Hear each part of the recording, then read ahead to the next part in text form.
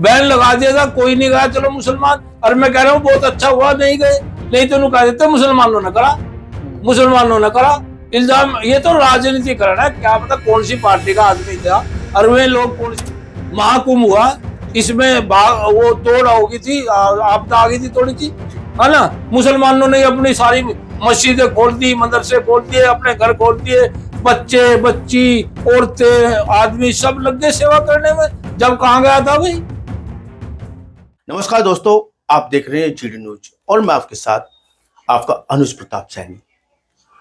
होली का पर्व है, बड़े धूमधाम से मनाया जा रहा है, लेकिन इस बार ब्रजमंडल में जो होली होगी वो मुस्लिम रहित होगी। नो एंट्री का बोर्ड लगा दिया गया है, नई एंट्री मिलेगी मुस्लिम को। इस बार की होली में रंग अबीर गुलाल जब मनाया जा रहा है, हर्षोल्लास के साथ जो सब लोग होली खेलते हैं, रंग लगाते हैं, लेकिन मुस्लिम को नो एंट्री का बोर्ड दिखा दिया गया। आखिर इसकी वजह क्या है, विश्लेषण करेंगे, चर्चा करेंगे। जीडी न्यूज के साथ में है वरिष्ठ समाज सेवी खुर्शीद मलिक चिश्ती जी। चिश्ती साहब, आपका जीडी न्यूज में बहुत बहुत स्वागत है। आपका भी बहुत बहुत स्वागत भाई साहब। और सर्वप्रथम मेरे सभी देशवासियों को मेरी तरफ से जय हिंद जय भारत। शुरुआत ऐसे करते हैं कि जो लंबी परंपरा चली आ रही है, हिंदू मुस्लिम सिख ईसाई आपस में भाई भाई तमाम त्योहार हम लोग मनाते हैं, होली ईद तमाम चीजें हम मनाते हैं, दीपावली हम लोग मनाते हैं, लेकिन आखिर इस बार क्या विशेष हो गया है कि जय ब्रज मंडल में नो एंट्री का बोर्ड दिखा दिया गया मुस्लिम समाज को। देखिए भाई साहब, सर्वप्रथम तो मैं ये कहना चाहूंगा कि जो लोग विरोध कर रहे हैं वहाँ उन लोगों को पूरी जानकारी ही नहीं है। वो एक वीडियो चल रही है, उस वीडियो में मैंने देखा है जो उनका विरोध कर रहे, एक व्यक्ति बोल रहा, वो शर्ट डाल रहे व्हाइट, और वो बात कर रहा है, वो कह रहा ये तो राधा कृष्ण की होली है और इसमें तो मुसलमान की एंट्री नहीं होनी चाहिए। उसको यही नहीं पता होली है कौन सी, होली होती कहाँ से है, होली की स्टार्टिंग कहाँ से आई। तो अनपढ़ लोग हैं, उन्हें पता ही नहीं है, बस उन्हें तो जो है अपना झंडा उठाना फर्जी और डंडा उठाना फर्जी। हो सकता है कौन सी पार्टी का है वो, क्या है क्या पता वो हमारे खिलाफ षड्यंत्र रच रहा हो। है उसको तो यही नहीं पता कि होली तो जो है प्रहलाद भगत के हिसाब से हुई थी। प्रहलाद जी की बुआ उसमें लेकर बैठ गई थी, लकड़ियों की चिता बना के उनको, और उसने कहा था हिरण्य कश्यप को, क्योंकि हिरण्य कश्यप जो खुद को भगवान बताता था कि मैं भगवान हूं, और वो उसका बेटा जो है उसको मना कर देता था, आप तो भगवान नहीं, भगवान तो कोई और है। अब उसने भी एक चमत्कार देखा था, एक कुमार और कुमारी जो है एक अलावा लगा रही थी, बर्तन उसमें रख रही थी, तो जो वो बर्तन रख दिया और उन्होंने पलिता दे दिया, तो वो पूछ रहे, कुमारी कहने लगी जी एक पाप हो गया। उन्होंने कहा क्या हुआ, और कहने लगे जी पाप ये है कि वो जो है बच्चे जो है वो बिल्ली के बच्चे उसमें घड़े में रखे गए और अलावा दे दिया। तो ऐसा होता था, कुमार जो है अलावा नहीं फाड़ता था, चाहे कुछ भी हो जाए पहले, अब तो फाड़ देते। तो उसने कहा नहीं, भगवान इनकी रक्षा करेगा। वो जो है भगवान का पुजारी था, उसने कहा भगवान इनकी रक्षा करेगा, और जो है उन्हें कही धीरे बोल लो, हिरण्य कश्यप का राज है, हमें फांसी दे देगा, जन बच्चा को लू में पिलवा देगा। उन्होंने कहा नहीं नहीं, राम तो राम है, हिरण्य कश्यप तो राजा है। तो वो बात जो है उसने सुन ली, वो प्रहलाद छोटे से थे, खेल रहे थे वहां, तो उन्होंने कहा मेरे पिताजी भगवान है, लेकिन ये कह रहे भगवान कोई हो रहा है, मैं आगे देखूंगा, अगर ये अलावा फटा और अलावा फटने के बाद इसमें बच्चा जिंदा निकले बिल्ली के बच्चे, तो भगवान कोई और है, और नहीं तो फिर भगवान तो मेरे पिताजी है, फिर मैं इनकी शिकायत करूंगा। तो जिस 1.25 महीने में जो है वो अलावा फटा, आग ठंडी हो गई, बर्तन सारे पक गए, तो चमत्कार विष्णु का, जब विष्णु का चमत्कार हुआ तो उन्होंने देखा कि ये तो जो है घड़े में से जब वो घड़ा आया उसके आसपास के भी घड़े कच्चे थे और वो बच्चे जो है जिंदा थे। तो उसने कहा ओ मेरा बाप तो ढोंग कर रहा है, ये तो भगवान नहीं है, भगवान तो और कोई है, हरे विष्णु। उन्होंने कहा ये तो विष्णु भगवान है, ये तो वही भगवान है, सर्वशक्तिमान वही है। उसने पूजा करनी चालू कर दी। कुछ दिनों में पता लगा उसके पापा को, उनने बहुत त्राही की उनको अलग अलग हाथी से मरवाना चाहा, और हाथी को दारू पिलाकर उससे कुचलवाना चाहा, पहाड़ से नीचे फेंका। प्रहलाद भगत की बहुत बड़ी कथा आप पढ़ सकते, और उसने जो है लास्ट में जो है उसको तख्ते खम्भ से जो है उसको पकड़वा दिया, गर्म करके लाल लोहे का खंभा। उसने कहा भाई ये तो जो है कीड़ी नाल चला दी विष्णु ने उस पर। उन्होंने कहा बच्चे ने जब कीड़ी नहीं फूक रही इससे मैं क्या फूकूंगा। उसने कोड़ी कर ली और बस क्या था, खंभा ठंडा हो गया। फिर उसने कहा ये कैसे हो गया भाई ठंडा। फिर होलिका को कहा, उसकी बहन होलिका थी, उस वरदान था और उसके पास एक ऐसा सोल था अगर वह ओढ़ के अग्नि में बैठ जाए तो वो जलती नहीं थी, उस पर अग्नि नहीं आती थी।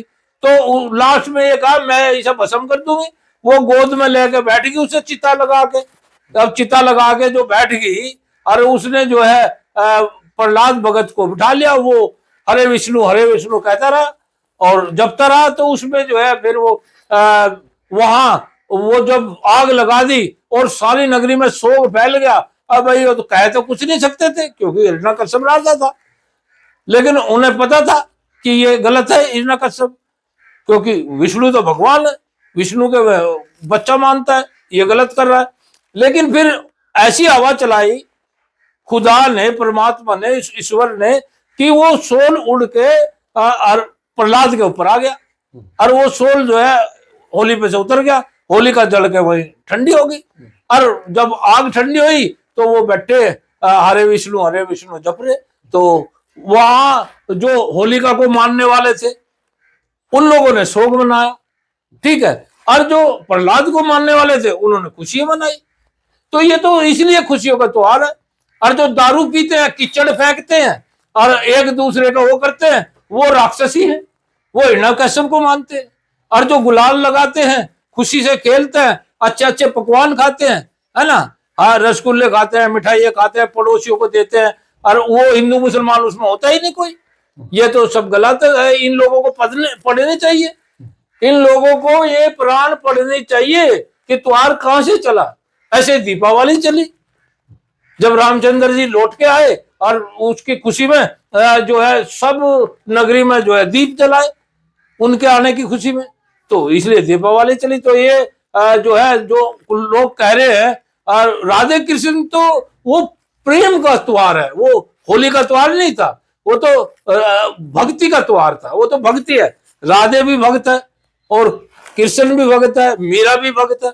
वो तो एक प्रेम है भगवान के साथ, उस अवतार के साथ जो कृष्ण रूप में आए, जिसको भगवान का स्वरूप दिया, जो मुकम्मल भगवान थे। चिश्ती साहब कोई ऐसा तो नहीं है कि जो नो एंट्री के पीछे मुसलमान की नो एंट्री लगी है, तो उसके पीछे कहने के कारण ये तो नहीं है कि मुस्लिम लोग अपने चेहरे पर रंग नहीं लगाते, गुलाल नहीं लगाते, अबीर नहीं लगाते, तो उनको इस समय पे दूर रखा गया है, या कोई दूसरी वजह हो सकती है, उत्पात उन्माद। जैसा भी योगी जी ने बोला था कि अगर उत्पात उन्माद मनाओगे महाकुंभ में तो डेंटिंग पेंटिंग करके भेजा जाएगा। कहीं वो भय तो नहीं है कि वृंदावन क्षेत्र में, ब्रज क्षेत्र में नो एंट्री दे दी गई है मुस्लिम समाज को? मैं आपके चैनल के माध्यम से कहना चाहता हूं, आपने याद दिलवा दिया, हमारे मुख्यमंत्री आदित्यनाथ जो है वो बहुत बड़े पढ़े लिखे हैं, समझदार हैं, और एक पीठ के, बहुत बड़ी पीठ के वो महंत है, और वो इतने हिंदू मुसलमान सब वहां रहते हैं, और उस जो है पीठ में आज भी मुसलमान नहीं कार्य करते हैं। और तकरीबन जो वहां सारे मंदिरों का निर्माण करवाता है, गौशाला को देखता है, वो करता है, मुसलमान ही है, वो मुसलमान ही है। और बाबा जी तो ऐसे नफरत करते नहीं, लेकिन राजनीति अलग चीज है, वो चीज अलग है। वहां तो जो दर पे जाता है उनके सब दरबार लगता है, दरबार में हिंदू भी जाता है, मुसलमान भी जाता है, वो तो कभी ऐसी बात करते ही नहीं। लेकिन वो है कि भाई राजनीति है, उसमें अलग मामला होता है, वो अलग चीज है। लेकिन वो तो साधु है, वो तो संत है, उनके लिए तो सब बराबर है। लेकिन जो लोग ये कह रहे हैं कि यहाँ घुसना नहीं चाहिए, मुसलमान ये नहीं करना चाहिए, अरे भाई ठीक है, मुसलमान घुसना चाहिए। मुसलमान तो दिल से प्रहलाद को प्यार करता है, राक्षसों को नहीं करता। जो दारू पी रहे, कीचड़ फेंक रहे, ये कर रहे, वो उसको तो हराम मानता है। वो प्रहलाद को प्यार करता है, वो विष्णु को प्यार करता है, ठीक है ना। और रही बात इसमें, ये राजनीतिकरण है। कोई भी महंत, कोई भी वो नहीं कह सकता लो मैं जाता हूं उसमें और वो मुझे भी प्रसाद मिलेगा। मैं गुरुद्वारे में जाऊंगा वहां भी प्रसाद मिलेगा, मैं राम मंदिर चले जाऊं वहां भी प्रसाद मिलेगा। अभी अभी ताजा सवाल हुआ है, ये जो है हमारा महाकुंभ हुआ, इसमें वो दौड़ हो गई थी, आपदा आ गई थी थोड़ी सी, है ना। मुसलमानों ने अपनी सारी मस्जिदें खोल दी, मदरसे खोल दिए, अपने घर खोल दिए, बच्चे बच्ची औरतें आदमी सब लग गए सेवा करने में। जब कहाँ गया था भाई, बैन लगा दिया था, कोई नहीं गया, चलो मुसलमान। और मैं कह रहा हूँ बहुत अच्छा हुआ नहीं गए, नहीं तो उन्होंने कह देते मुसलमानों ने करा, मुसलमानों ने करा। इल्जाम, ये तो राजनीति करना है, क्या पता कौन सी पार्टी का आदमी था, और वे लोग कौन सी पार्टी को मानते हैं, जो देश के प्रति वफादार ईमानदार है या नहीं है, और वे कौन से मेहनत है। हमने तो उनकी सूरत नहीं देखी। नहीं, मेहनत तो कभी भी राजनीति से बहुत दूर रहता है, और ना डिबेट में आता ना उसमें आता। अब ये जो ये हमारे 4वें हैं महामंडलेश्वर शंकराचार्य जी हैं, बताइए कौन से ने बोल रहा है, या बड़े बड़े संत हैं, बड़े बड़े वो हैं, बताइए कौन से ने बोल रहा है। और वहां जब भगदड़ मची और वो हुआ, सबका डेरा बंद हो गया था। किसी ने भी, कोई से ने भी नहीं कहा कि मैं लेता हूं। उन मुसलमानों ने मस्जिदें खोल ली, उन्होंने अपने घर खोल ले, उन्होंने मदरसे खोल ले, उन्होंने अपने जो है इमाम बाड़े खोल ले। तो ये तो हमारा जो भारत है, ये एक ऐसा गुलदस्ता है जहाँ हिंदू मुस्लिम सिख ईसाई सब आपस में है भाई भाई। यहाँ तो जब सन 47 में हिंदू मुस्लिम ने इकट्ठा बैठ के रोटी खाई, इकट्ठा बैठ के खाना खाया एक थाली में, तो अंग्रेज भाग गए। अंग्रेजों को दिखा अब यहाँ राज नहीं चलेगा, अब तो यहाँ भागना ही पड़ेगा। तब भी जाते जाते डिवाइडेड रूल करके चले गए, फूट गिरो राज करो। कुछ लोग ऐसे हैं जो फूट गिरते राज करते हैं, उनकी जांच होनी चाहिए। मेरी मांग है आपके चैनल के माध्यम से आदरणीय प्रधानमंत्री श्री नरेंद्र मोदी जी से और हमारे स्टेट के आदरणीय मुख्यमंत्री योगी आदित्यनाथ जी से, मैं उनको बहुत प्यार करता हूं, दिल से चाहता हूं, मेरी दिल से मांग है कि ऐसे जो षड्यंत्र रचता है, चाहे कितना भी बड़ा वो अखाड़े का है, कितना ही बड़ा मौलवी है, कितना बड़ा पंडित है, और कितना ही बड़ा पादरी है, कितना ही बड़ा वो कोई भी धर्म के मानने वाला, उसके खिलाफ सख्त से सख्त कार्रवाई करे और उसके खिलाफ FIR दर्ज करे और कानूनी कार्रवाई करे। जहां एक बार कानूनी कार्रवाई होनी शुरू हुई, ये सारा वाद विवाद खत्म हो जाएगा। ये लोग जो है सब बिलों में बढ़ जाएंगे, जैसे गुंडे बिलों में बढ़ गए। उत्तर प्रदेश को उत्तम प्रदेश बना दिया, नहीं तो हमने देखा यहाँ कानवाई लगते हुए, हमने देखा यहाँ बुरा हाल होते। हम सारे 10-10 इकट्ठे करके वो गाड़ी 20-20 50-50 लोगों को जब पुलिस चलाती थी, 2 किलोमीटर में लूट जाता था। अब देखो क्या है, हमारी माताएं बहनें टूम पैर के कैसे ही चले जाओ ब्याह शादी में, पहले मजा ले। अगर आप खेत में भी चले जाओ, खेत में गए तो घर से भैंस खुल गई, घर में आ गए तो वहां से मोटर खुल गई। लेकिन अब देखो, अगर कानून बना है तेज आवाज का, लाउड स्पीकर का, मैं मुसलमान भाइयों को कहना चाहता हूं, तो मंदिर पे भी तेज आवाज नहीं बन सकती। वो कानून सबके लिए है, गुरुद्वारे में भी नहीं हो सकता, गिरजाघर में भी नहीं हो सकता। तो ये चीज है।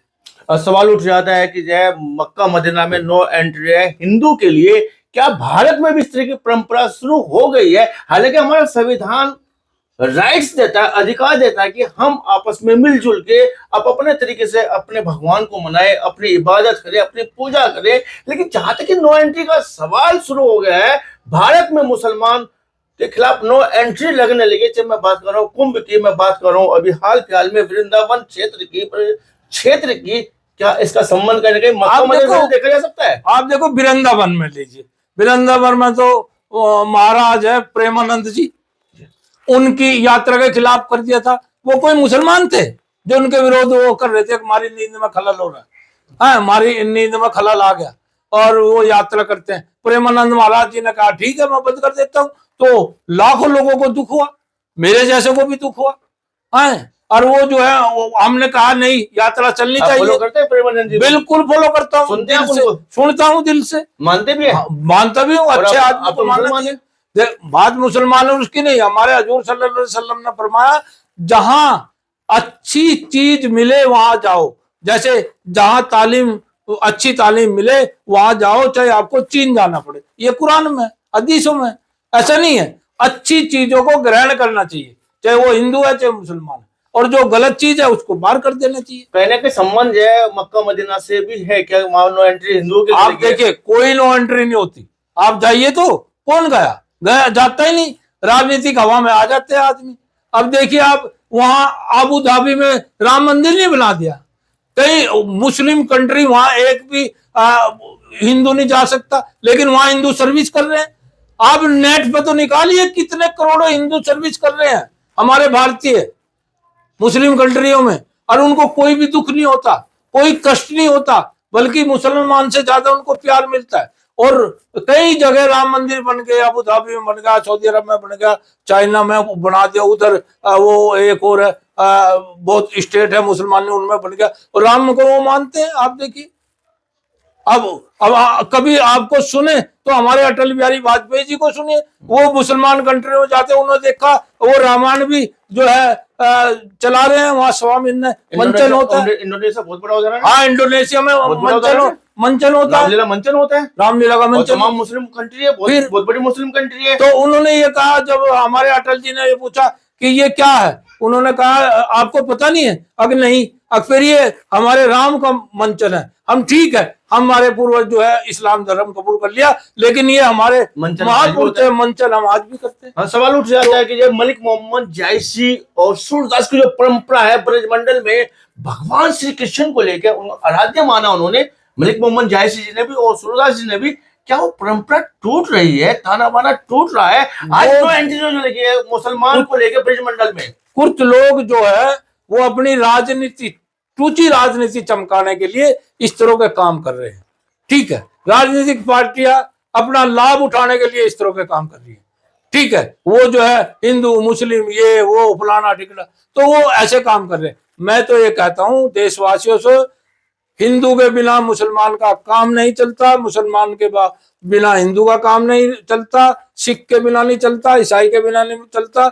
हम चार भाई हैं, हिंदुस्तान चार फूलों का गुलदस्ता है, इसकी तरक्की और प्रगति में साथ देना चाहिए। अपने देश के लिए जिए और देश के लिए मरे, हिंदू मुसलमान में ना उलझे और अपने तिरंगे के लिए काम करे, और जिससे हमारा देश प्रगति करे और तरक्की करे। हमारे आदरणीय प्रधानमंत्री जी अभी मुस्लिम वो आए थे राष्ट्रपति, और उनको लेने के लिए अड्डे पे गए और ऐसे मिले, और बहुत सारी तस्वीरें आती हैं ऐसे मिलते हुए, जब वो उनका स्वागत दिल से करते हैं मुसलमानी देश में। तो ऐसा कैसे हो सकता है? ये लोग तो षड्यंत्र रचते हैं, इनके षड्यंत्र में ना आए। और जो साधु है ना, वो तो कभी षड्यंत्र में आता ही नहीं, वो तो अपना धर्म प्रचार करता है सनातन का।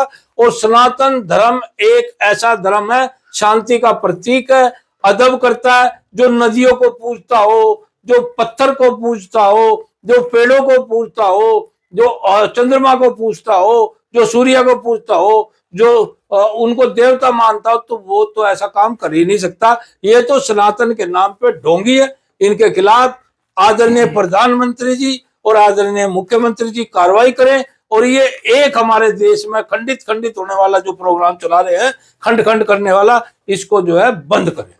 तो भाई साथ मुझे वरिष्ठ समाज सेवी खुर्शीद मलिक चिश्ती जी वो कह रहे हैं कि खंडित कर देने वाले लोगों के खिलाफ कार्रवाई होनी चाहिए, टूची सियासत से बचना चाहिए।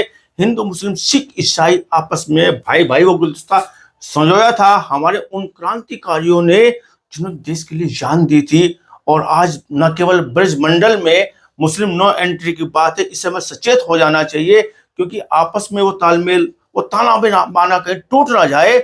हमारे सियासत जदाओं पे इसको ध्यान देना चाहिए। बात करने के लिए, चर्चा करने के लिए आपको बहुत बहुत धन्यवाद, बहुत बहुत शुक्रिया भाई साहब। आपको भी धन्यवाद।